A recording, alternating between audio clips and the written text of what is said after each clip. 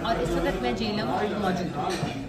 मैंने 2 दिन पहले अपने ट्विटर अकाउंट के ज़रिए और सोशल मीडिया के ज़रिए अनाउंस किया था कि मैं फवाद साहब की इलेक्शन में मुहिम चलाऊंगी और मैं प्रेस क्लब जाके वहाँ पे पुरअमन प्रेसर करूँगी। मैं जब आज वहाँ पे पहुँची तो मैंने देखा कि प्रेस क्लब को वहाँ के प्रेसिडेंट ने फवाद साहब के भाइयों के कहने पे ताले लगा दिए गए, फवाद साहब के बैनर्स उतार दिए गए और लिटरली वहाँ पे पुलिस बुला ली गई मुझे अरेस्ट कराने के लिए।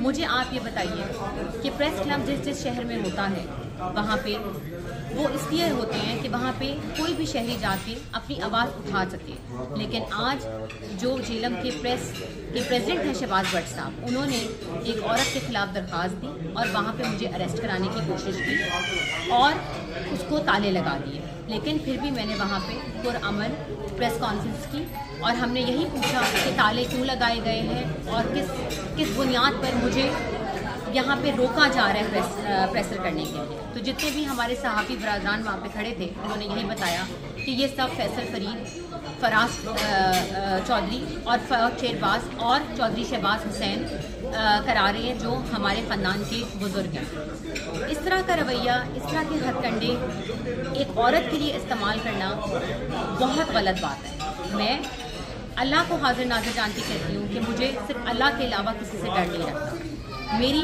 लीगल टीम इसके ऊपर देख रही है कि हम इनके ख़िलाफ़ दरख्वास्त भी देंगे, इनके ख़िलाफ़ हम हिफ्ज़ अमन भी लेंगे और इनके ख़िलाफ़ जो भी लीगल हो सकता है हम वो कार्रवाई करेंगे। लेकिन मैं यहाँ पे सिर्फ फवाद चौधरी साहब का पुरअमन पैगाम लेके आई थी। मुझे किसी भी इदारे ने किसी किस्म की रुकावट मेरे लिए नहीं बनी और वो काबिल एहतराम है। लेकिन रुकावट बनी है तो आज फवाद साहब की फैमिली, उनके भाई मेरे ख़िलाफ़ खड़े हैं। मैं फवाद साहब का पैगाम लेके आई हूँ और मेरा इस सियासत से कोई और ताल्लुक़ नहीं है, लेकिन मैं रुकने वाली नहीं हूँ। इंशाल्लाह अगला लाए अमल हर शहर में जाएगा और आप लोगों ने जितने ताले लगाने आप लगा लीजिए, ये मुहिम तो चलेगी। आप पाकिस्तान जिंदाबाद।